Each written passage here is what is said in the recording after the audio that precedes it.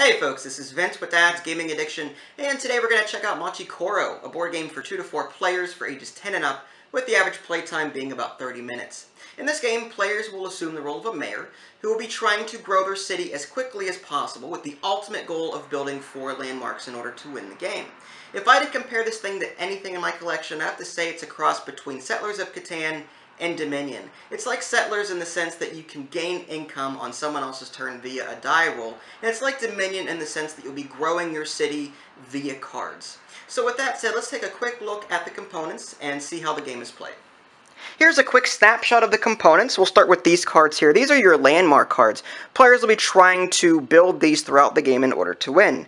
You've also got these settlement cards over here. Players will be adding to their city via these settlement cards, and settlement cards allow players to earn income whenever certain die values are rolled. Of course, when it comes to money, you've got these coins over here. Denominations are 1, 5, and 10. As far as game setup is concerned, each player starts with 3 income and one of each of the 4 different landmarks. There's train station, shopping mall, radio tower, and amusement park. And you want to make sure that you put it construction or gray side up to show that they haven't been built yet. As you build them, you'll just simply flip them over and put them face up like so. Each player also receives 2 of the starter establishments, and you can tell that they're starter establishments by the back of their card. Any starter cards are yellow, whereas any other establishment has a blue back to it. Each player will get a wheat card and a bakery card. As far as the rest of the stuff up here, you'll want to take each of the establishment types and put them into their own piles. You've got your wheat fields, ranches, bakeries, cafe, convenience store, and so on and so forth. Players will be buying from these piles throughout the game, again similar to Dominion. You've got your bank off to the side, along with your 2 dice that players will be rolling throughout the game. After choosing a starting player at random, players will proceed with turns clockwise around the table. A player turn is broken up into 3 phases: roll dice, earn income, and construction. During the roll dice phase, the player will take 1 die, roll it, and then resolve it as appropriate. Down the line, players will be able to construct a train station, which is one of the landmarks, and that allows them to roll 1 or 2 dice if they so choose to.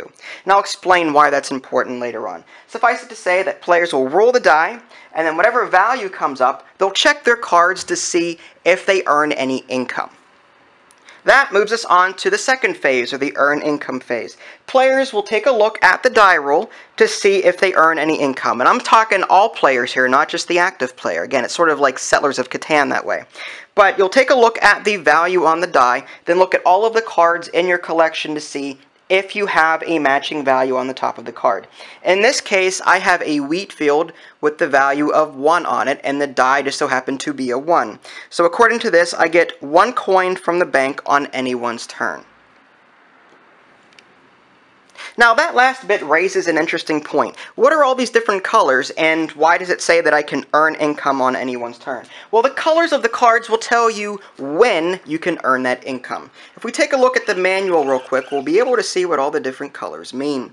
The blue cards, you can get income from the bank during anyone's turn, which is really nice. So if your opponent rolls a 1 and you have a wheat field, which you start with, you'll get 1 coin.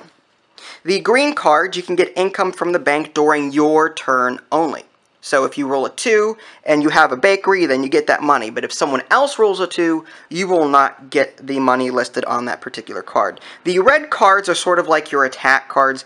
Take coins from the person who rolled the dice. And finally, the purple ones, similar, but you can get income from all other players but during your turn only. So if you happen to roll a 6, for example, according to the example listed on the roll book, it says here that you can get 2 coins from all players on your turn only. So if you happen to roll a 6 and you have this purple card, every player will have to give you 2 coin.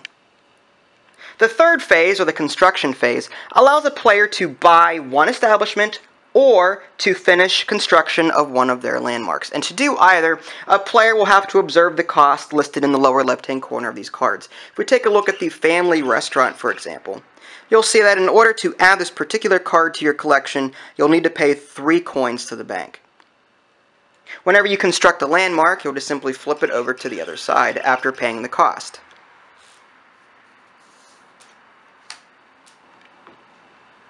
Once a player has constructed or finished all 4 of their landmarks by flipping them to the other side, they'll automatically win the game.